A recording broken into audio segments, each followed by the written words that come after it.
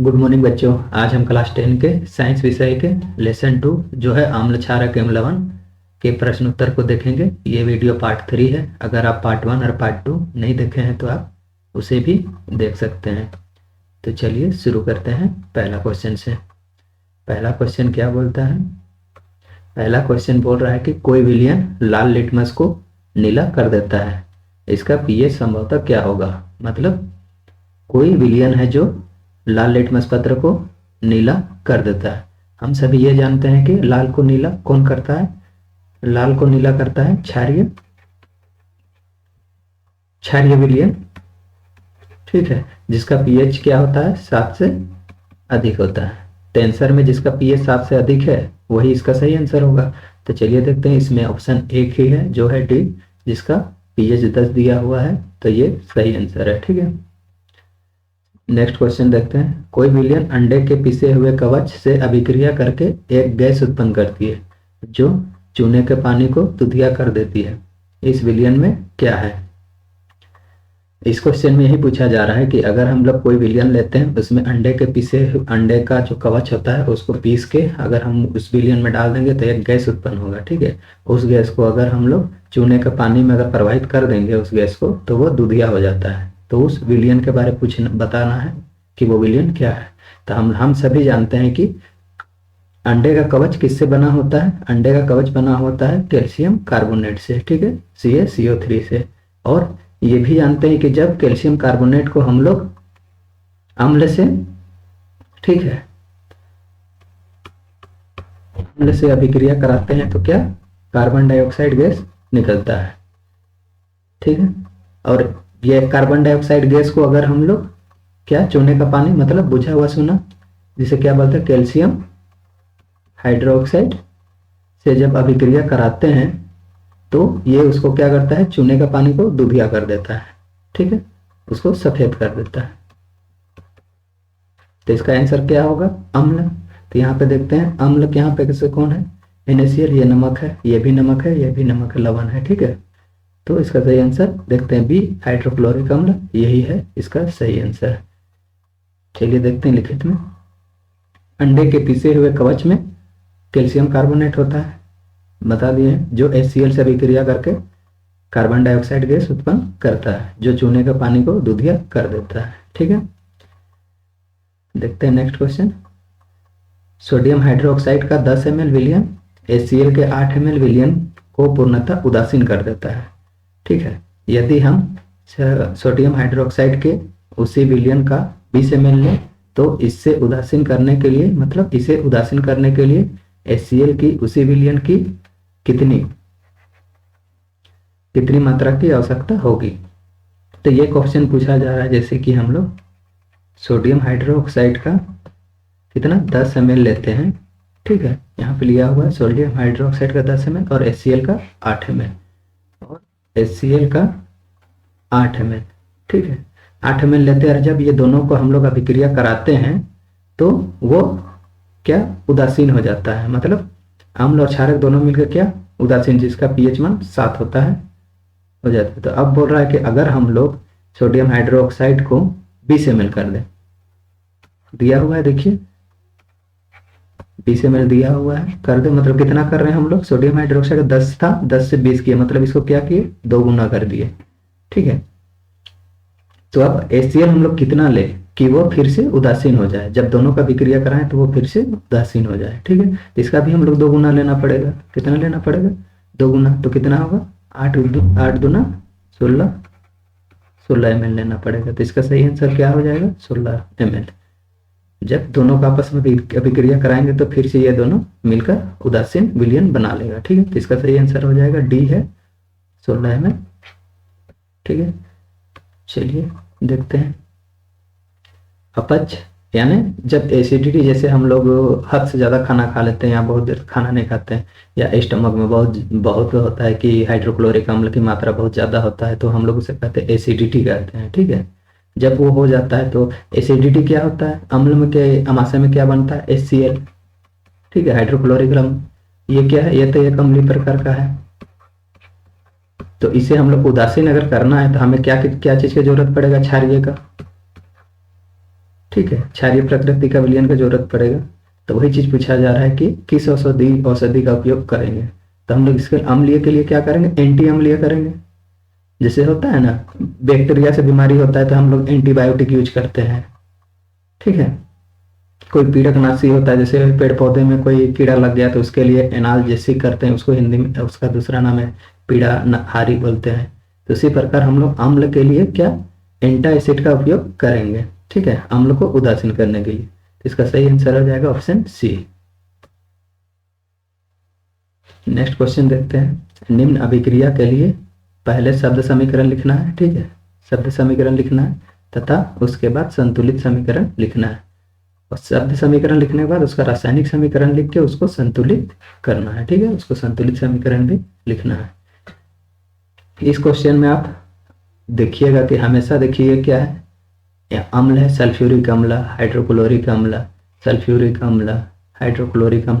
अम्ल को क्या किया गया है, धातु के साथ अभिक्रिया कराया गया है। किसके साथ, जिंक एक धातु ही है, मैग्नीशियम धातु है, एल्यूमिनियम धातु है, लौह देखिए धातु है।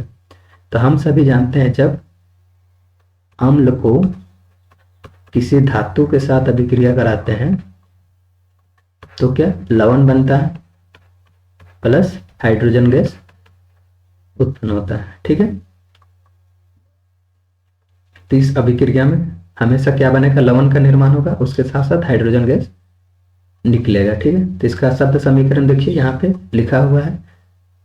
शब्द समीकरण में कुछ नहीं लिखना है, एक बता देते हैं, जैसे तनु सल्फ्यूरिक अम्ल दानेदार जिंक के साथ अभिक्रिया करता है। मतलब क्या करते हैं, तनु सल्फ्यूरिक अम्ल को जब जिंक के साथ अभिक्रिया कराया जाता है तो क्या बनता है, जिंक सल्फेट, जो क्या है, एक लवण है, ठीक है, क्या है, एक लवण है, और प्लस देखिए हाइड्रोजन गैस का निर्माण हो रहा है, ठीक है, जो यहाँ पे लिखा हुआ है।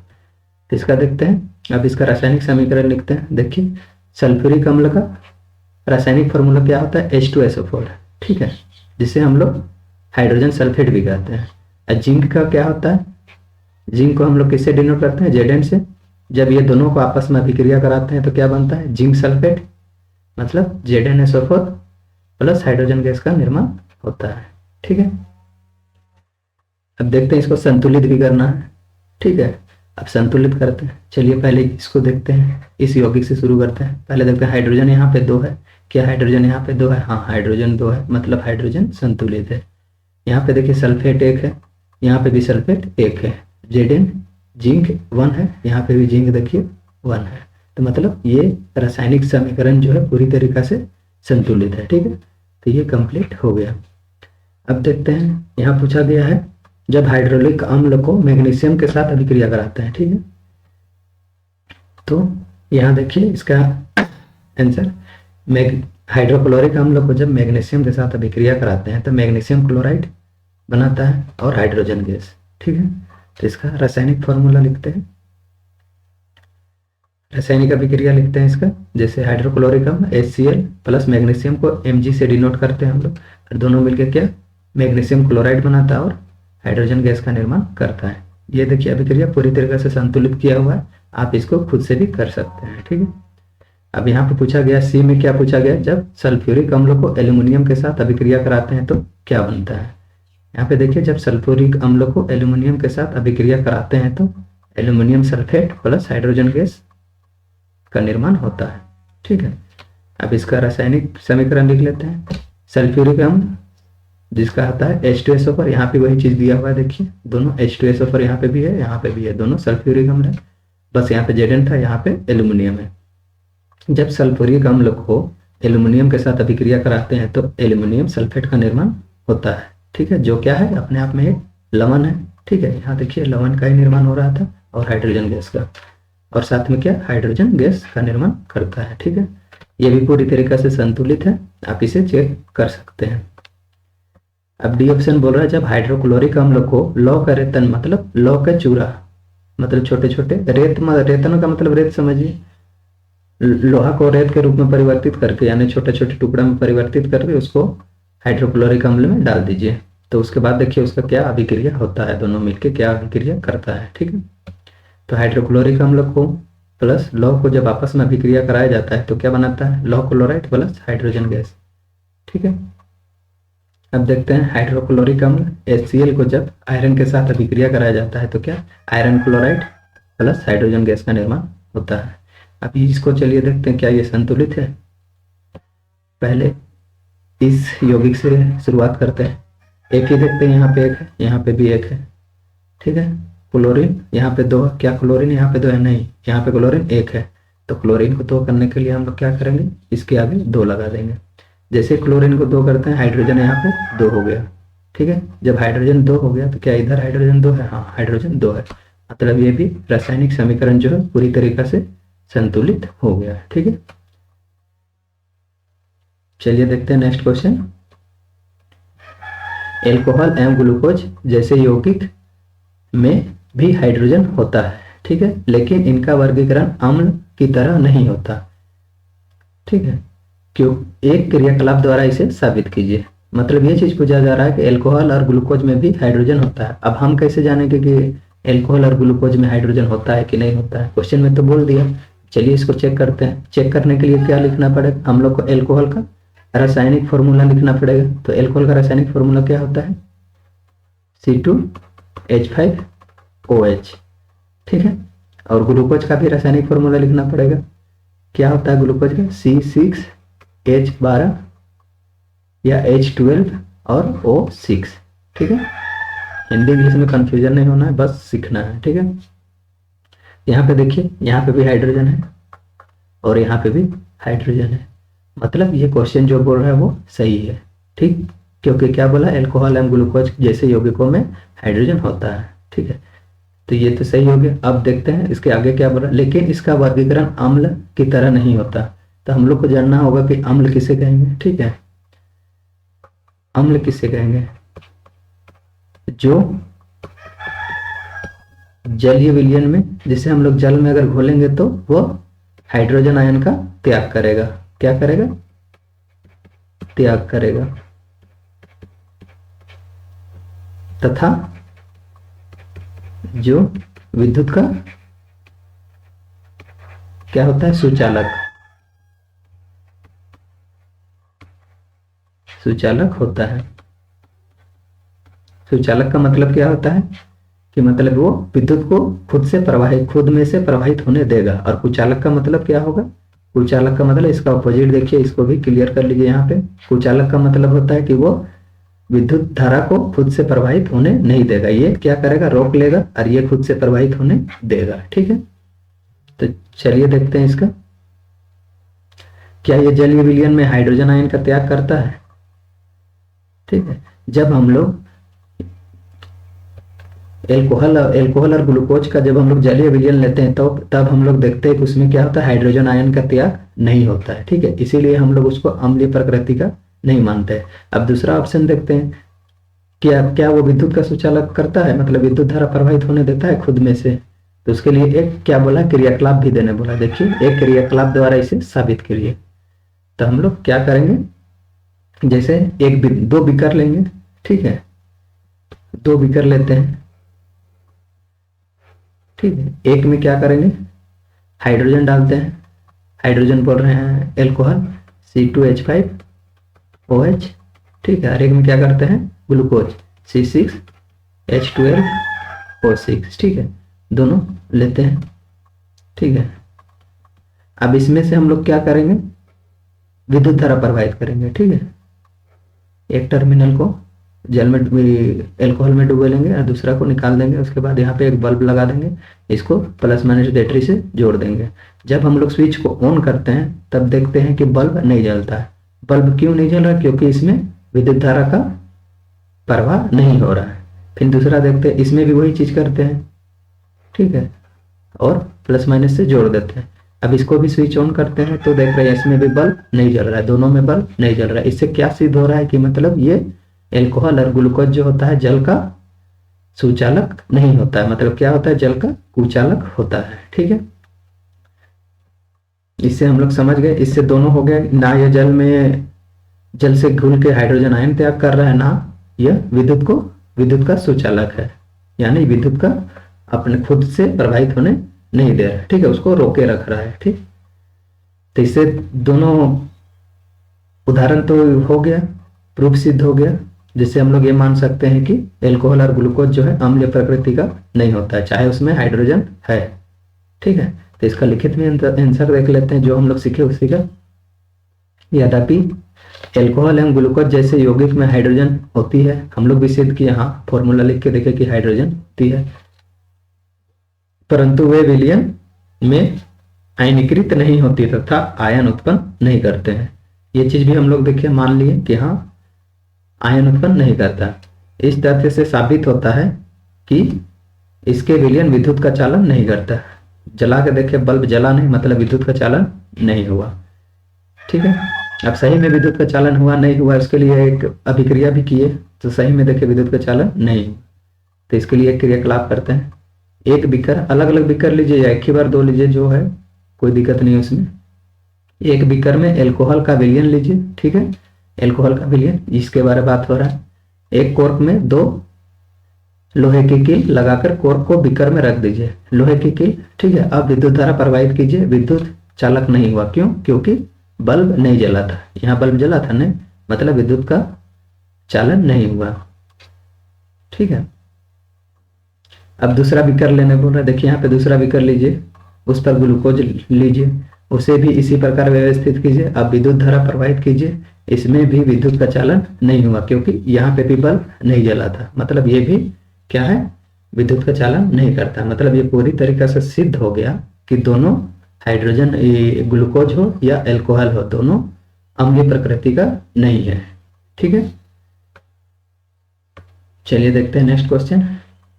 आश्रित जल का विद्युत का चालन, आश्रित जल, यहाँ पे ये चीज गलत है, आश्रित जल विद्युत का चालन क्यों नहीं होता? ठीक है, जबकि वर्षा जल में होता है। यहाँ पे मैं लिख दे तो ज्यादा समझ आएगा, ऐसे क्वेश्चन में तो किताब में भी वही दिया हुआ है, आश्रित जल में विद्युत का चालन क्यों नहीं होता जबकि वर्षा के जल में होता है।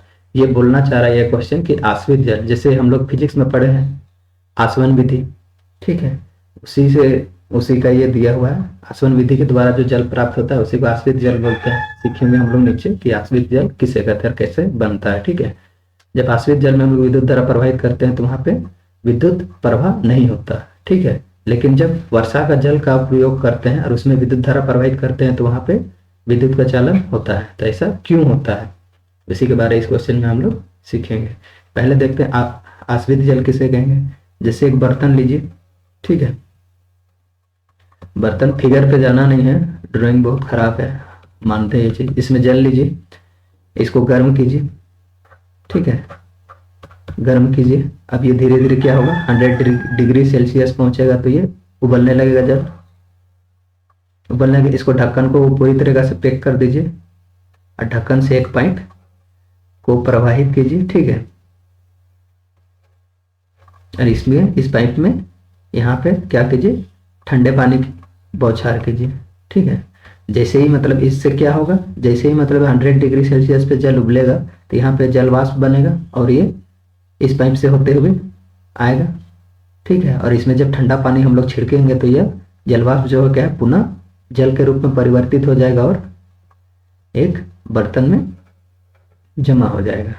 ठीक है, इसी विधि को क्या बोलते हैं, आसवन विधि बोलते हैं। ठीक है, इसमें क्या हुआ, मान लीजिए इस जल में पहले क्या था, कोई धातु होगा, खनिज होगा, जो कुछ भी होगा वो यहीं पे रह गया, यहाँ से बस क्या उड़ा, जल उड़ा। ठीक है, जल का बस वाष्पशील हुआ। ठीक है, तो इसमें मतलब क्या कोई आयन है, नहीं। और हम लोग ये जानते हैं कि जिसमें कोई आयन ना हो या खनिज या धातु ना हो वो विद्युत का चालन नहीं करता है। ठीक है, तो इसमें अब देखते हैं क्या इसमें सही में विद्युत का चालन नहीं हुआ। तो इसके लिए एक करते हैं, वहां पे जैसे लिखा हुआ था कि एक लकड़ी के कोर्क में, ठीक है, 2 कील लगा देते हैं। ठीक है, इससे एक वायर निकालते हैं, इससे एक वायर निकाल के एक बल्ब कनेक्ट कर देते हैं। अब इसको प्लस माइनस से बैटरी से जोड़ के इसको स्विच को ऑन कर देते हैं। अब हम लोग देखते हैं कि क्या होता है, इसमें बल्ब नहीं जलता है क्योंकि यह विद्युत का चालन नहीं कर रहा, मतलब विद्युत धारा को प्रवाहित होने से रोक रहा है, इसीलिए बल्ब नहीं जलता।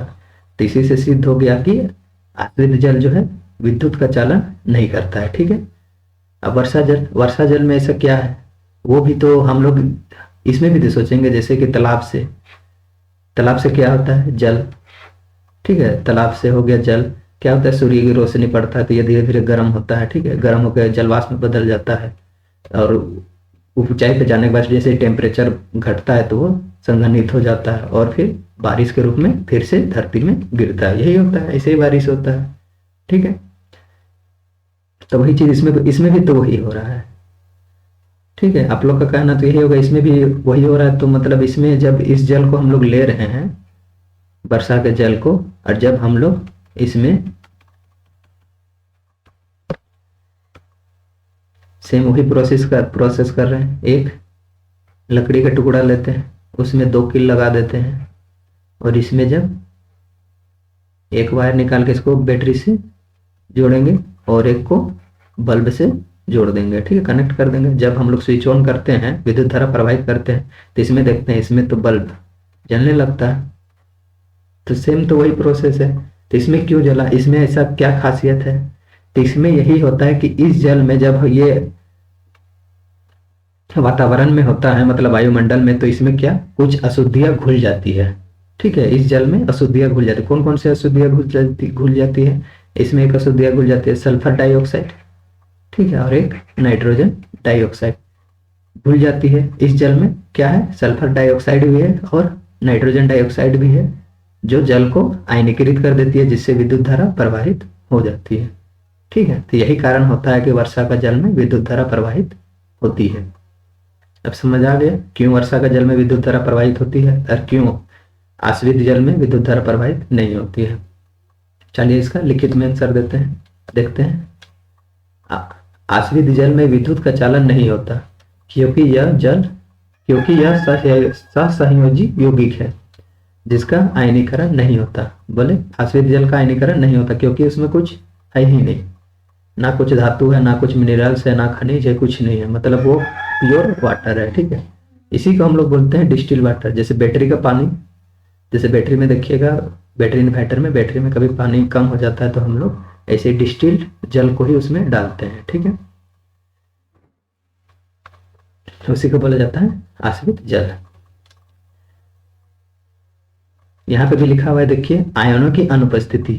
बोले थे यहाँ पे कोई आयन नहीं होता, तो यहाँ पे साफ साफ लिखा हुआ है, देखिए आयनों की अनुपस्थिति ही आश्रित जल को विद्युत का कुचालक बना देती है। अगर आयन उपस्थित होता तो ये भी विद्युत का चालन करता, लेकिन यहाँ पे देखिए आयनों की अनुपस्थिति है, इसी चलते वो विद्युत का कुचालक है, ठीक है।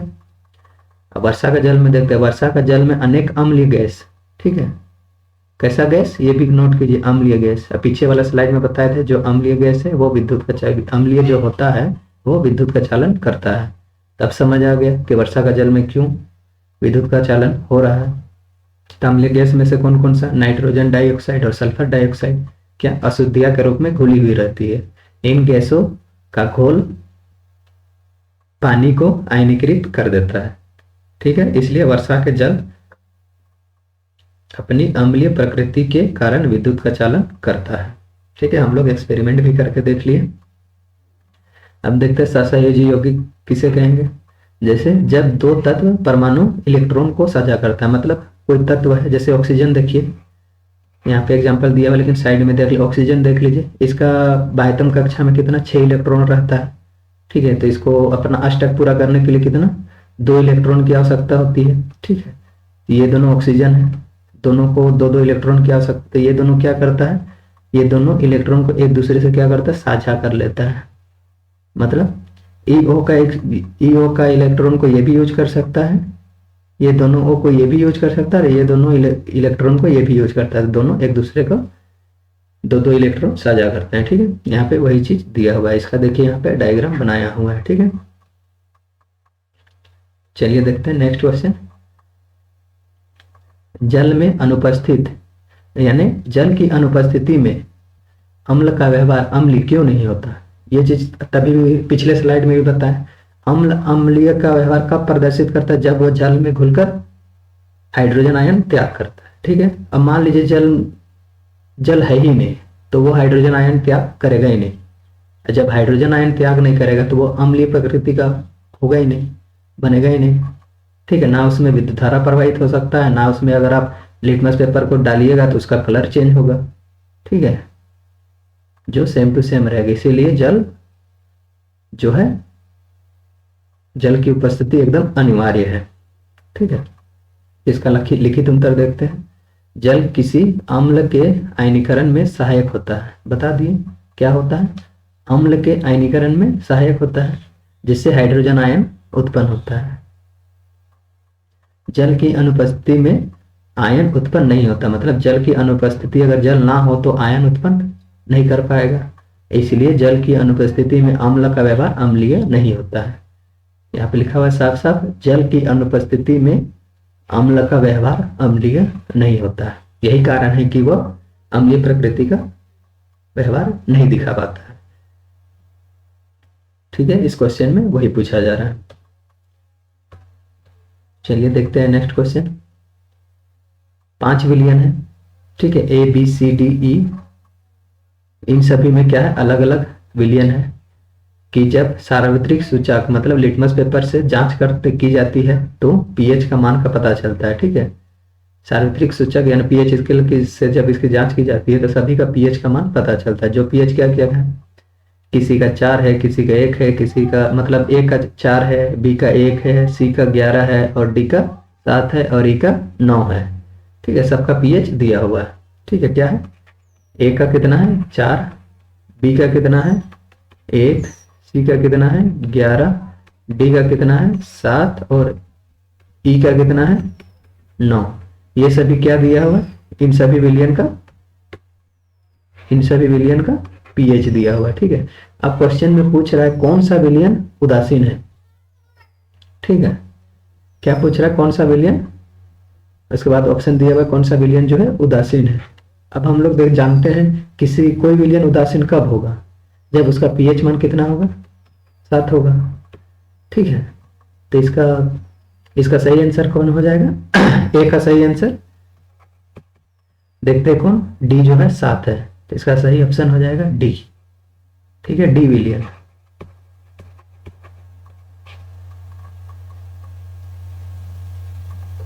डी विलियन उदासीन है। ठीक है, अब देखते हैं दूसरा में पूछा क्या जा रहा है, प्रबल क्षारीय।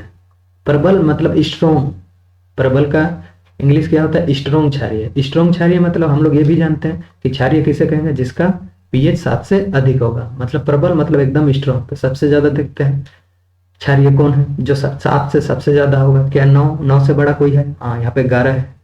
ठीक है, तो इसमें प्रबल क्षारीय क्या हो जाएगा 11 क्या है, 11 किसका है, सी का, तो बी का सही आंसर हो जाएगा सी। ठीक है, सी विलियन जो होगा। और अब देखते हैं प्रबल अम्लीय। प्रबल अम्लीय मतलब स्ट्रोंग अम्ल कौन है, जिसका पीएच 7 से जितना कम होगा, 1 होगा तो ये है प्रबल होगा।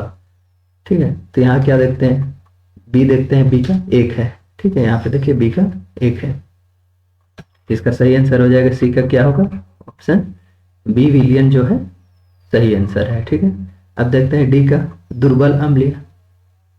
प्रबल तो देख लिए, अब दुर्बल अम्लीय का मतलब क्या है, 7 से कम। यहाँ पे देखते हैं 7 से कम अब कौन बचा, 4 बचा है। ठीक है, ए बचा है, देखिए 7 से कम, तो इसका सही आंसर हो जाएगा डी का ऑप्शन ए, यानी विलियन ए। ठीक है, ये क्या है, सी विलियन है और ये बी विलियन है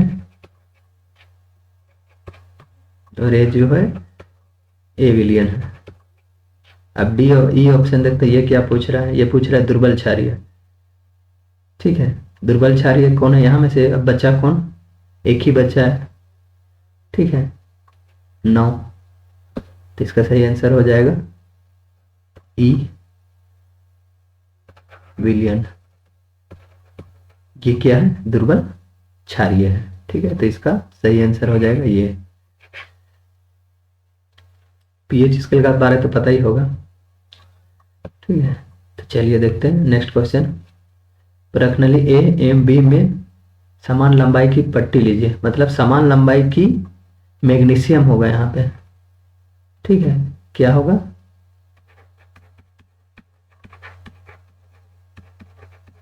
मैग्नीशियम की पट्टी लेना है। ठीक है, प्रश्नावली ए में HCl अम्ल लेना है और तथा प्रश्नावली बी में एसिटिक अम्ल लेना है। ठीक है, दोनों अम्लों की मात्रा तथा सांद्रता समान लेना है। किस परख नली में अधिक तेजी से बुदबुदाहट होगी और तथा क्यों? मतलब ये क्वेश्चन पूछा जा रहा है, एक परख नली लेना है जिसको ए नाम देना है और दूसरा परख नली लेना है जिसको बी नाम देना है। इसमें क्या करना, मैग्नीशियम की पट्टी डाल दीजिए। चलिए बना दिए मैग्नीशियम की पट्टी, समान लंबाई की, ठीक है, बड़ा छोटा नहीं होना चाहिए। अब इसमें क्या बोल रहा है, ए में HCl डालना है। इसमें क्या है, HCl डालना है, क्या HCl डाल दिए। ये क्या हो गया, मैग्नीशियम की पट्टी। ये भी क्या है, मैग्नीशियम की Mg की पट्टी, ठीक है।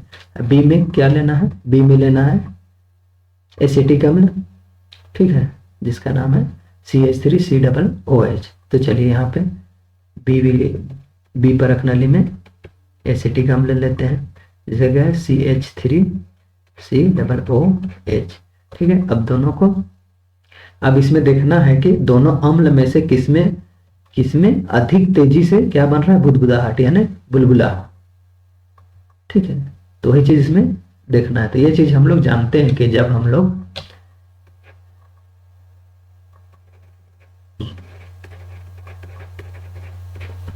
अम्ल को किसी धातु से अभिक्रिया कराते हैं तो क्या बन रहा था, लवण प्लस हाइड्रोजन गैस।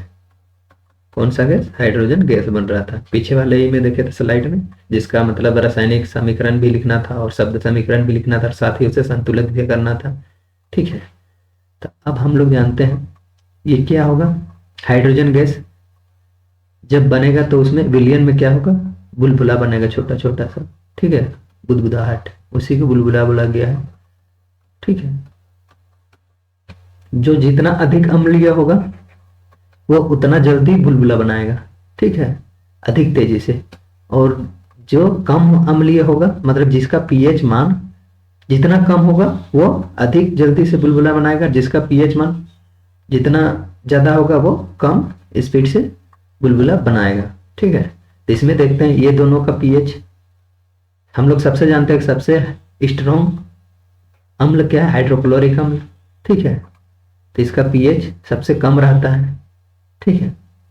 तो मतलब क्या है, इसमें विलयन परख नली ए में जो है बुदबुदाहट तेजी से बनेगा, यानी बुलबुला तेजी से बनेगा, ठीक है। बी में नहीं, क्योंकि HCl जो है एसिटिक अम्ल से अधिक अम्लीय प्रकृति का है, ठीक है। अम्ल तो दोनों है, मतलब अधिक प्रकृति का, अधिक अम्लीय प्रकृति का कौन है, HCl, और उससे कम प्रकृति का क्या है, एसिटिक अम्ल, ठीक है। तो इसी कारण परख नली ए में अधिक तेजी से बुदबुदाहट बनेगा। अब समझ लिए कि क्यों बनता है, क्योंकि वो अधिक अम्लीय है, कौन, HCl, किससे, एसिटिक अम्ल से, ठीक है। तो चलिए इसका लिखित में आंसर देख लेते हैं, क्या बोलता है, परख नली ए में अधिक तेजी से बुदबुदाहट होगी। चलिए यहाँ पे देख लिए, जो हम बताएं वही लिखा हुआ है, क्योंकि HCl अम्ल एसिटिक अम्ल से प्रबल अम्ल है, बताए थे, क्योंकि HCl अम्ल जो है एसिटिक अम्ल से क्या है, प्रबल है, मतलब स्ट्रॉन्ग है, इसलिए HCl पूर्ण वियोजन होकर अधिक आयन देगा, ठीक है। मैग्नीशियम की क्रिया HCl अम्ल में तीव्र होती है तथा हाइड्रोजन गैस उत्पन्न करती है। यही हाइड्रोजन गैस जो है यहाँ पे बुदबुदाहट यानी बुदबुदाहट के रूप में उठेगा, ठीक है, जल्दी यहाँ पे उठेगा, लेकिन लेट से यहाँ पे जल्दी उठेगा, ठीक है। तो यही था 10वां क्वेश्चन और इस पार्ट 3 का लास्ट क्वेश्चन। आपको ये वीडियो कैसा लगा कमेंट में जरूर बताइएगा, और अगर आपके एग्जाम के लिए अगर ये थोड़ा सा भी इम्पोर्टेंट लग रहा है या फिर आपको कुछ हेल्प मिल रहा है तो आप प्लीज़ चैनल को सब्सक्राइब कीजिएगा और वीडियो को लाइक कीजिएगा। चलिए मिलते हैं।